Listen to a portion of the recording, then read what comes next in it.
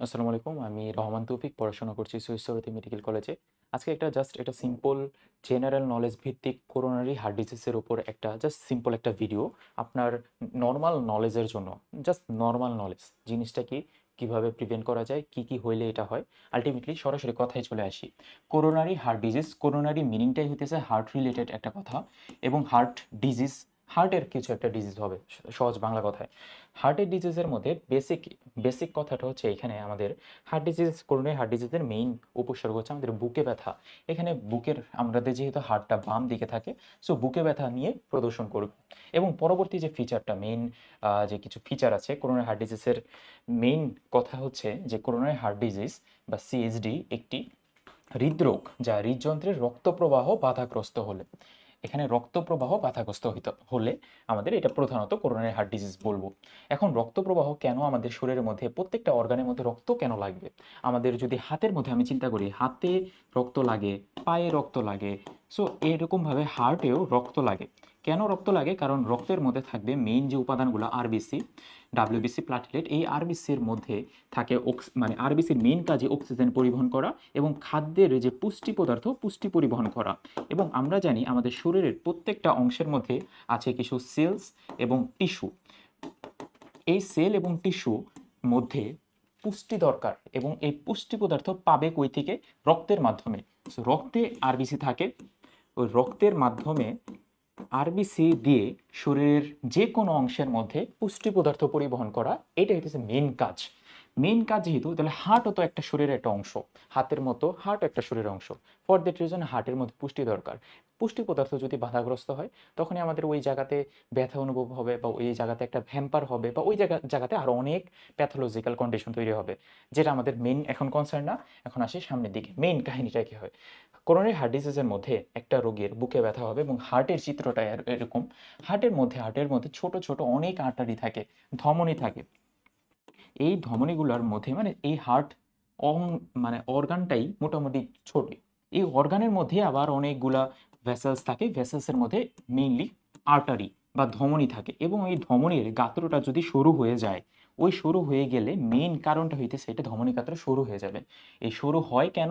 বিভিন্ন ধরনের চর্বি বা ফ্যাট জাতীয় খাবার লেগে এখানে চর্বি সরু হয়ে যায়। সরু হয়ে গেলে কি হয়? আলটিমেটলি আমি যে একটু আগে বললাম যে আরবিসি চাইতে পারে না সামনে দিয়ে, এখান থেকে আরবিসি, যেমন এই যে আরবিসি বা রক্ত সামনে দিয়ে যেতে পারবে না। এই পজিশন থেকে এই পজিশনে আসার জন্য আমার কিছু পরিমাণে পরিবহন দরকার। একটা রাস্তা যদি আমি ব্লক করে দিই, একটা সামনের দিকে যাওয়ার জন্য একটা পণ্য, এখান থেকে এই পর্যন্ত একটা পণ্য যাবে, এই পণ্যের এই জায়গাটা যদি আমি বন্ধ করে দেই, এখান থেকে এই পজিশনে পণ্য যাবে? বা একটা সেতু যদি আমি এখানে সেতু ভেঙে দেই, সেতু ভেঙে দিলে কি আমার বাম পাশ থেকে ডান পাশে আমার মালামাল যাবে? যাবে না। সেমভাবে পুষ্টি পদার্থ এই প্রান্ত থেকে ওই প্রান্তে যাবে না। মুদ্রা কথা, টিস্যুর মধ্যে পুষ্টি যাবে না। হার্টের মধ্যে টিস্যুর পুষ্টি না গেলে করোনারি হার্ট ডিজিজ প্রমিনেন্ট হবে। তারপর সেকেন্ড কথা, এখন হার্ট ডিজিজ কেন হয়? এই ছবিটা দিকে খেয়াল করি, যদি একটা মানুষ সিগারেট সিগারেট ধরাইছে, সিগারেট ধরালে একই সাথে সিগারেটের মধ্যে আমরা জানি নিকোটিনিক কিছু পদার্থ থাকে, এবং এই পদার্থগুলো ব্রেইনের স্টিমুলেশন এবং ইনহিবিশন সব কিছুর উপরে দায়ী। এক এক ধরনের সিগারেট এক এক রকম, আমি এত বিস্তারিত কিছু জানি না। মেন কাহিনীটা হচ্ছে এখানে, একটা সিগারেট ধরালে কি হয়, আমার ব্রেনের মধ্যে কিছু স্টিমুলেশন আসে, এবং ওই স্টিমুলেশন আমার বারবার লাগবে। আমি আজকে সিগারেট খেলাম, কালকে আবার সিগারেট লাগবে, এরকম। বা যে কোনো ধরনের নেশা জাতীয় পদার্থ কিন্তু বিষয়টা এরকমই, যে আমার একটা জিনিস বারবার আমার ব্রেনকে সিগন্যাল দিচ্ছে। আমার আজকে সিগন্যাল দিল, কালকে সিগন্যাল দিল, এক সপ্তাহ ধরে সিগন্যাল দিল, কিন্তু আমার এক সপ্তাহ পরে আমার ওই সিগন্যালটা যদি ব্রেন না পায়, তখন ব্রেন ইন্ডিকেট করে আমার ওই সিগন্যালটা আবার লাগবে। কারণ ওইটার প্রতি সে ডিপেন্ডেন্ট হয়ে গেছে। ওই ডিপেন্ডেন্সিটার জন্যই সিগারেট মানুষ ক্রমান্বয়ে চেইন স্মোকার বলে না, চেইন স্মোকারের মতো করে খেতে থাকে। এখন সিগারেট খেলে কি লাভ? কি লাভ কি? লাভ তো কিছু না, ক্ষতি কি? ক্ষতি হচ্ছে সিগারেটের মাধ্যমে আমি যখন আহ, শ্বাস প্রশ্বাসের মাধ্যমে সিগারেটটা নিব, নেওয়ার পরে আমার এখানে লাংসে একটা বড় ধরনের ইফেক্ট দেখা যাবে, যেটাকে মেইনলি এমফাইসেমা বলে। লাংসের মধ্যে ছোট ছোট যে অ্যালভিউলাসগুলো থাকে, ওই অ্যালভিউলাসগুলো আস্তে আস্তে এটা আমাদের শ্বাস প্রশ্বাসের জন্য নিয়ন্ত্রিত অ্যালভিউলাসগুলো আস্তে আস্তে বড় হয়ে এখানে একটা ফাঁকা জায়গা তৈরি করে, যার কারণে আমার শ্বাস প্রশ্বাস নেওয়ার ক্যাপাসিটি কমে যায়। এখন এটার সাথে আমার হার্টের কি সম্পর্ক? হার্টের সম্পর্ক আছে।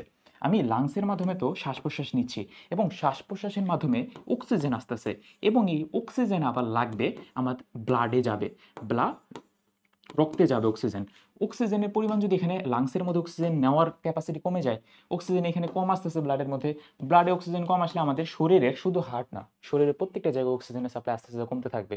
এবং শুধু তো অক্সিজেনের কথা বললাম, আরও হাজারটা প্রবলেম শুরু হয়, এত বিস্তারিত না যাই। এখন ব্লাডের মধ্যে অক্সিজেন না আসলে আমার তো একটা কোষের মেন কাজ কি? মেন কাজ হচ্ছে ওর পুষ্টি পদার্থ লাগবে, মুদ্রা কথা গ্লুকোজ লাগবে। এবং এই গ্লুকোজ তৈরি করবে মেইনলি আলটিমেটলি শ্বসন প্রক্রিয়ার মাধ্যমে, যে গ্লুকোজটাকে ইউটিলাইজ করে গ্লুকোজ থেকে যে এটিপি তৈরি করবে, এই এটিপি তৈরি করা বা ইউটিলাইজ করার জন্য আমার অক্সিজেন লাগবে। এই অক্সিজেনের চাহিদাটা যদি ফিল আপ না হয়, আলটিমেটলি কিন্তু আমার যে শরীরের মধ্যে মজুদকৃত খাদ্য, এই খাদ্যটা শ্বসন প্রক্রিয়ায় আমার শক্তি উৎপাদন করতে পারবে না। ওই যে সিরিজ থেকে আমি জাস্ট একটা সিম্পল উদাহরণ দিলাম, ধূমপান।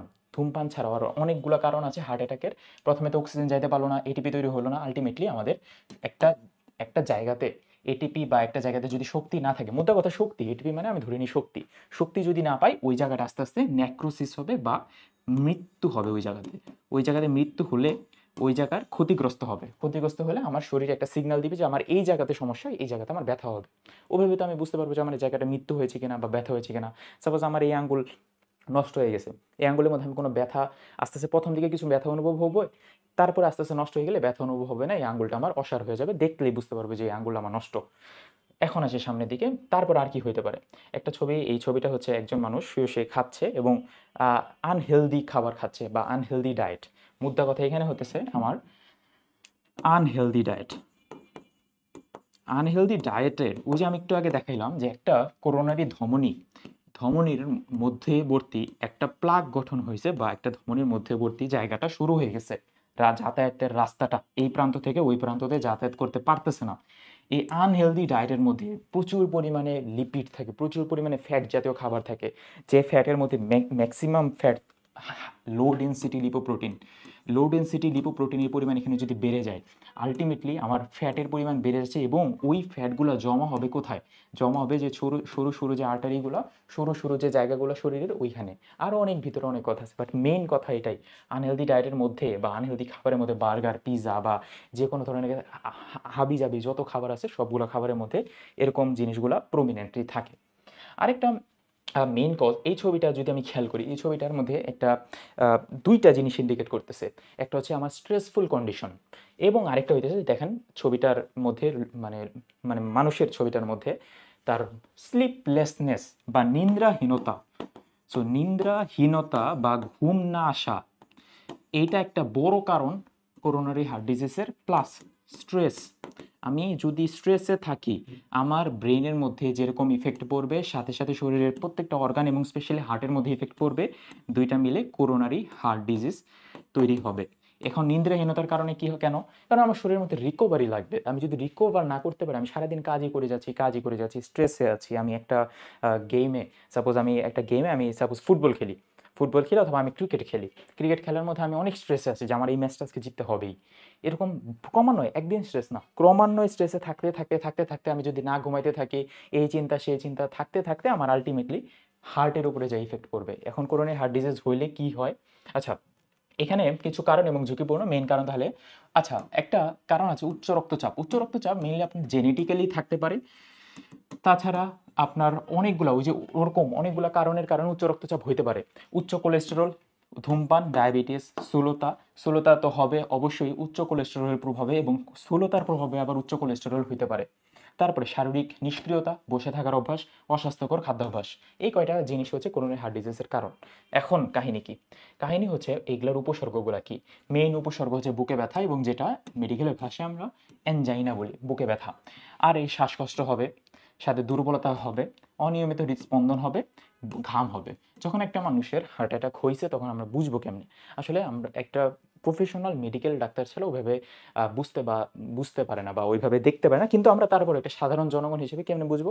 রোগীর মেইনলি বুকের বাম দিকে ব্যথা হবে, এবং বাম হাতে ব্যথা ছড়িয়ে যাবে, ঘাড়ের দিকে ব্যথা হবে এবং ঘামতে থাকবে, দেখলেই বুঝতে পারবো। আর আপনি যদি বুঝেন যে লোকটা বয়স্ক লোকের ক্ষেত্রে এখানে বেশি হবে, মানে কম বয়সী লোকের ক্ষেত্রেও বেশি হয়, বাট মেইনলি বয়স্ক রোগীর ক্ষেত্রেও এখানে আস্তে আস্তে বাড়তে থাকবে। কেন বাড়তে থাকবে বয়স্ক লোকের ক্ষেত্রে? এটা ডিপেন্ড করে তার জীবনের উপরে, জীবনের অভ্যাসের উপরে। বয়স্ক রোগের ক্ষেত্রে তার ধরেন 20 ইয়ার্স ওল্ড, একজন মানুষ 20 ইয়ার্স ওল্ডের মধ্যে তার যে করোনারি হার্টের যে ভেসেলটা কম সরু, 30 ইয়ার্স এইজের মধ্যে আস্তে আস্তে সে ওই যে অনিয়মিত খাদ্যাভ্যাস বা অনিয়মিত জীবনযাত্রার কারণে তার হার্টটা আস্তে আস্তে মানে ভেসেলটা আস্তে আস্তে সরু হতে থাকে।